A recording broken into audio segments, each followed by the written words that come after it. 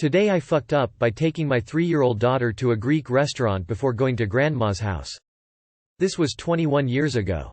My then 3-year-old daughter, let's call her Tina, was with me for a full-day road trip to grandma's house. We were about a half-hour away, and it was getting a little late and I didn't want my mom to have to worry about dinner. I called her and told her we were going to stop at a restaurant for dinner, and we'd be about an hour later than expected. Stopped at a Greek restaurant that happened to have belly dancers. Tina absolutely loved it. Huge smiles as she watched them dance. She loved all the flashy accessories they used, and they thought she was adorable and taught her a few moves. So much fun. Of course I gave the dancers $4 or $5 for a tip as we were leaving. We got to my mom's house, and my mom is excited to see us. "Hi Tina, how was dinner?" Her response, in her cute little 3-year-old voice, "Hi Grandma." It was really fun. We went to a restaurant where the girls had no clothes on. And there was music. And the girls danced for my daddy. And my daddy gave the girls some dollars. Where's Grandpa? I want to tell him too. Fuck my life. Too long did not read. 3-year-old daughter's description of belly dancers at the Greek restaurant made my mom believe I had taken her to a strip club for dinner. Mom, it's not what it looks like. That child is a menace. Tears of joy, tears of joy. This is hilarious. Oh wow. My father loves the story of when I was 4/5 and we were watching a TV show. It was a hospital setting and a character was a prostitute. IDK, 80s were a weird time. I asked what it meant and he had always been honest with me and said, "It is a lady who sleeps with a man for money." I thought, oh, like I sleep with my teddy bear. I can get money for sleeping? I'm good at that. I saw my grandmother the next day and proudly announced I want to be a prostitute when I grow up. Always take pic or vid of your kid doing things. So you got proof it ain't like that, Ma. It was classy as heck. Today I fucked up by helping a customer get data from her son's phone. 25 male. First off, I'm gonna be a bit unspecific to protect this woman's identity.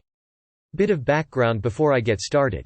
I manage a small computer shop, working on computers and phones, and I'm by myself most days.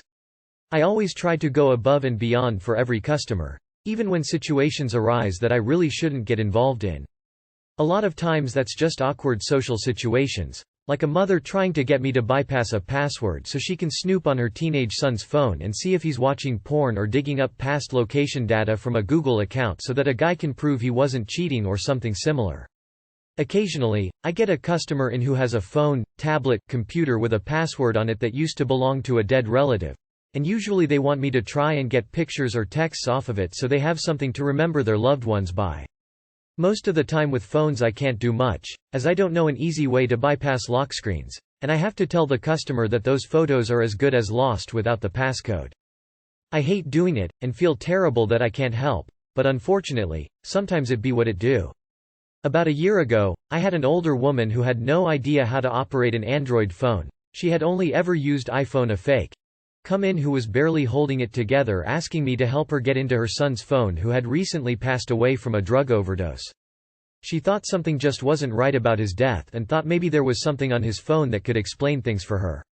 She didn't give me much information at the time, but the phone was locked, so I told her if she really needed answers to take it to law enforcement, because they have ways around the passcodes.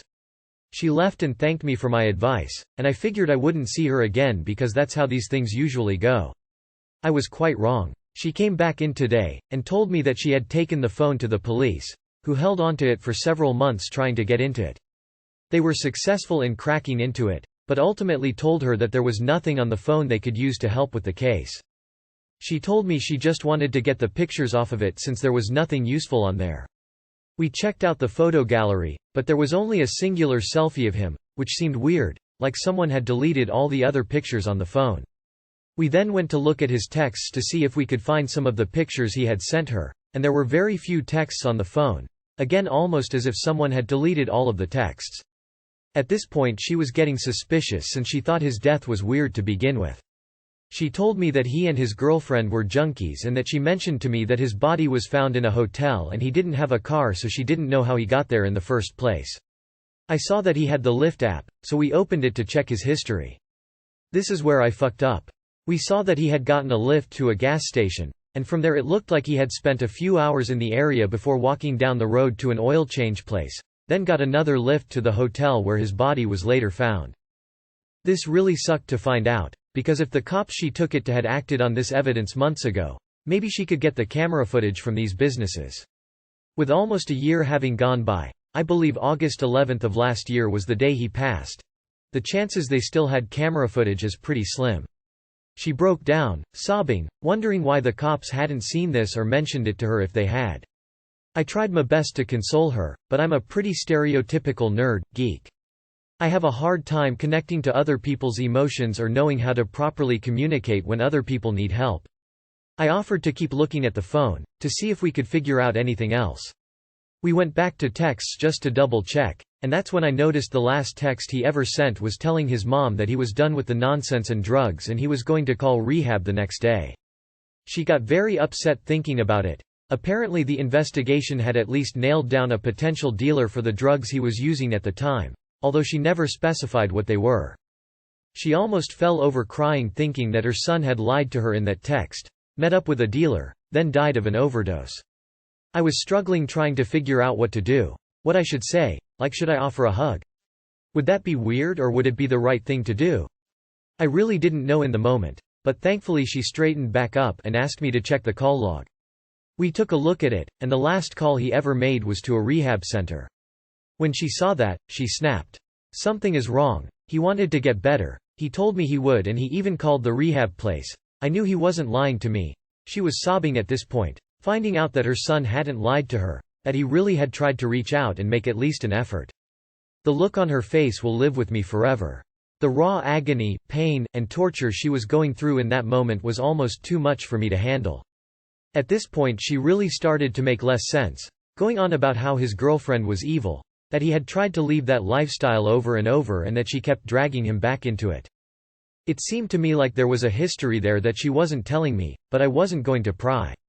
After some more back and forth, she told me a bit about the relationship between her son and his GF, and how abusive it seemed. The most chilling part was that she thought the girlfriend may have been with her son the whole day he died. She seemed to think that the girlfriend caused his overdose somehow, whether intentionally or not. Based on the stories she was telling me and the fact that the phone seemed semi-cleaned out, I can see where she came to that conclusion.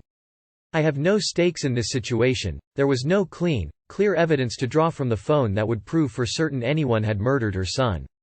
With that being said, in my experience as someone who handles other people's personal devices all the time, there is always more to the story than what is obvious through a few messages and connected dots. At this point, she had what she wanted from that phone, and told me she was going to go digging through a few more things and raise a complaint with the cops she had dealt with who didn't tell her anything. She handed me one of her old phones, a Google Pixel XL that was busted all to hell, and told me there was more pictures on it of him and that she would like if I could get them. I ordered a couple new parts for her Google Pixel, and she left after thanking me for what I was able to do. My boss had called while I was dealing with her, so I gave him a call back and told him what happened and discussed a few other unrelated things. I know to him I sounded mostly fine, if maybe a bit shook. It's all I ever show most people, and I was just going through the motions like I normally do. As soon as we hung up, I had a few seconds to really think about what just happened, and I just burst out crying. Sobbing, hating that I couldn't help her more and wishing I could take the pain away from her. I called my mom immediately and told her how much I loved her, how I never wanted her to go through this, and explained what happened. I called my brother and my godfather right after. I told them all how much I loved them, what happened, and made them promise not to do the same to me as I know they're all struggling in their own ways and I never want me or my mother to be in that position. I called my dad as well, but he didn't answer and as of RN he hasn't called back. I don't blame him, he's always working himself to death and I respect him immensely for it, and I know he'll probably call me at like 12:30 or something when I'm trying to sleep and I'll be glad about it. I spent the next 3 hours at work crying on and off thinking about it. I pulled it together every time I heard the customer bell ring, but it took immense effort and IDK how I did it. I cried driving home. I've never done that before. Never cried in my car, once. Usually I have to be wasted to bring up my demons and bring me to tears. When I got home I wrapped my fiancée in my arms and sobbed for a solid 10 minutes before I told her why. The sheer pain and agony I witnessed is burned into my brain forever. It's one thing to tell people, sorry, I can't help you get those pictures, and see them sad about it. It's a whole different story watching a mother put the pieces of her son's death together right in front of you.